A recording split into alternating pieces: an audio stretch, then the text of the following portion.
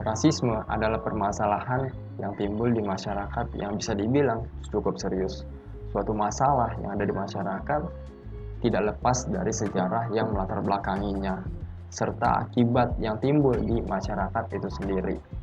Seperti yang terjadi di Atlanta, Georgia, United States.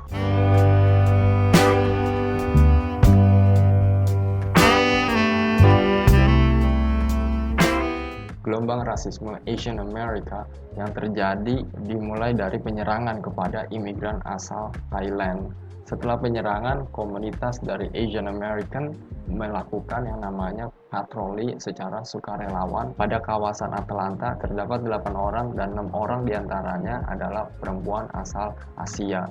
Kepolisian distrik sudah menyebar anggotanya untuk berjaga di kawasan tersebut. Penyerangan kepada Asian America itu lebih sering kepada orang-orang yang lebih lemah, seperti para lansia yang sering menjadi target kekerasan rasisme di Chinatown. Ditambah saat COVID-19 membuat tensi rasisme jadi lebih meningkat dan akhirnya sampai menjadi lebih luas lagi. Apalagi diperparah atas pernyataan mantan Presiden US Donald Trump yang mengatakan Kung Flu atau China virus. I can name Kung Flu. I can name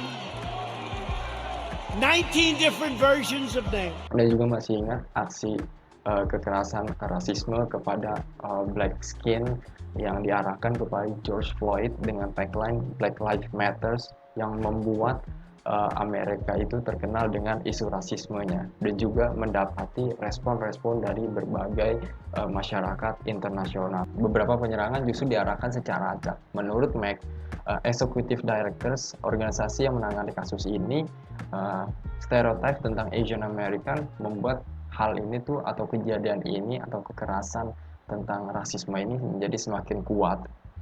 People don't think Asian will fight back, so it's easy to target people who don't think you will have consequences for targeting, kata Mac. Kekerasan yang sering dilakukan kepada perempuan Asia adalah kekerasan seksual ataupun kekerasan secara fisik. Selama pandemik, laporan tentang racism dan discrimination itu meningkat kira-kira 3.800 laporan. AAPI Hate Organization yang menangani kasus Asian American Hate juga membenarkan adanya laporan tentang discrimination dan juga racism yang terjadi pada saat pandemik. Tahun kemarin juga penyerangan kepada Asian Americans juga meningkat sebanyak 150%. Beberapa kasus penyerangan yang berhasil terekspos ketika seorang lansia asal Vietnam yang diserang oleh seorang pemuda di pinggir jalan, kemudian penyerangan kepada lansia waktu di stasiun kereta api, dan juga mencoba teriak help tapi nggak ada yang bisa menolong ataupun bahkan dibiarkan begitu aja. Lalu yang terakhir, seorang lansia yang mengutuk kejadian aksi kekerasan Asian American, dan bahkan video ini viral. Here is my proof. This is sustained from my service in the U.S. military.